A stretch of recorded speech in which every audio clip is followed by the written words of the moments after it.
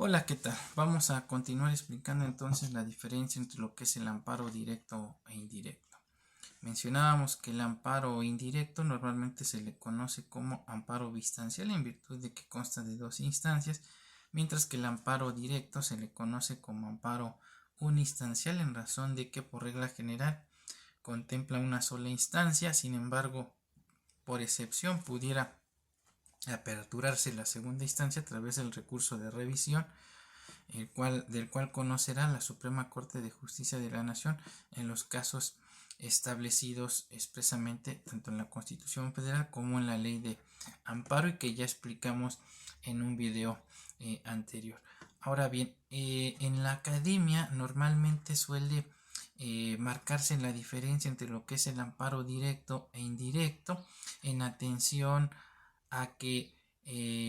se dice que el amparo directo procede contra sentencias definitivas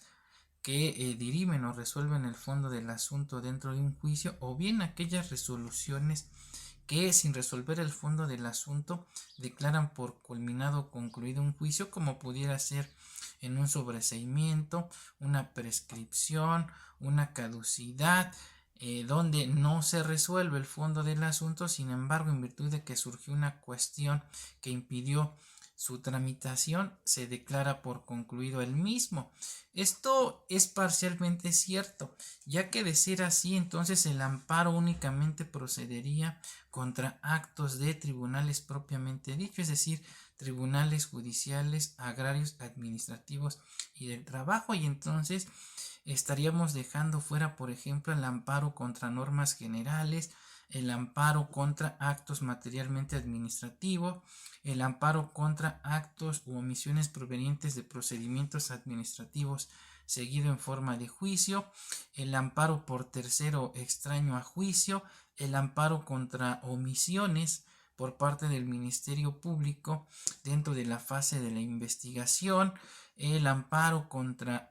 actos de tribunales mediante los cuales se decline la competencia, y lo concerniente al amparo contra los actos de los organismos constitucionalmente autónomos que prevé el artículo 28 constitucional. Luego entonces es erróneo que marquemos la diferencia a través de esta cuestión de que el amparo directo procede contra sentencias definitivas y el amparo indirecto procede contra actos fuera, dentro y después de concluido un juicio. Entonces, en ese orden de ideas, atendiendo a lo dispuesto por el artículo 107 de la Ley de Amparo, en primera instancia el amparo va a proceder contra normas de carácter general, de carácter autoaplicativo y heteroaplicativo. Por las primeras vamos a entender aquellas normas que por su sola entrada en vigor me causan un perjuicio personal y directo, es decir, con su sola entrada en vigor imponen derechos y obligaciones hacia los gobernados, y por lo tanto tenemos 30 días posteriores a la publicación de la norma que se tilda de inconstitucional para promover el amparo indirecto. Las normas de carácter heteroaplicativo o de aplicación condicionada, como su nombre lo indica, van a requerir de un primer acto de aplicación para causarme un agravio personal indirecto, como pudiera ser, por ejemplo, el programa Conduce sin alcohol, que requiere como presupuesto previo que primero yo sea detenido conduciendo un vehículo bajo los influjos del alcohol y en forma aleatoria ser detenido en un punto de revisión para ser sometido a la prueba de detección de alcohol y después que se substancie el procedimiento ante el juzgado cívico. Entonces ahí estamos hablando de una norma de carácter heteroaplicativo que necesariamente requiere de un primer acto de aplicación para causarme un perjuicio. Ahora, en segundo lugar, el amparo indirecto va a proceder contra actos provenientes de autoridades diversas a los tribunales propiamente dicho. Estamos hablando entonces de aquellos actos que emanan de la administración pública, ya sea federal, estatal o municipal, que no tienen que ver con un derecho de petición, no tienen que ver con derecho de defensa, ni mucho menos con un procedimiento administrativo seguido en forma de juicio. Se dice que son actos unilaterales, discrecionales y arbitrarios, donde en forma unilateral y discrecional la autoridad decide afectar los derechos del gobernado sin solicitar su intervención, como por ejemplo pudiera ser una visita domiciliaria, una inspección por parte de una autoridad administrativa para corroborar el cumplimiento de las normas fiscales o de carácter administrativo. Y posteriormente tenemos lo que es el amparo indirecto contra actos u omisiones provenientes de procedimientos administrativos seguidos en forma de juicio, donde las violaciones se pueden dar dentro del procedimiento o bien al momento de emitirse la resolución definitiva. Estamos hablando entonces de autoridades administrativas, pero con funciones materialmente jurisdiccionales, como pudiera ser un juzgado cívico, una oficialía conciliadora, un órgano de control interno, la Comisión de Honor y Justicia de la Secretaría de Seguridad Ciudadana y toda autoridad que desahogue procedimientos administrativos seguidos en forma de juicio. Asimismo, como lo habíamos precisado, el amparo indirecto va a proceder contra actos de tribunales propiamente dichos, es decir, judiciales, administrativos, agrarios y del trabajo que se cometan fuera, dentro y después de concluido el juicio. Vamos a entender por actos fuera de juicio aquellos que se dan antes de que se inicie el juicio. El juicio por regla general se va a iniciar con la presentación de la demanda, salvo en materia penal que inicia con la celebración de la audiencia inicial. Luego entonces, como ejemplos de actos previos al juicio o fuera de juicio, pudiéramos mencionar a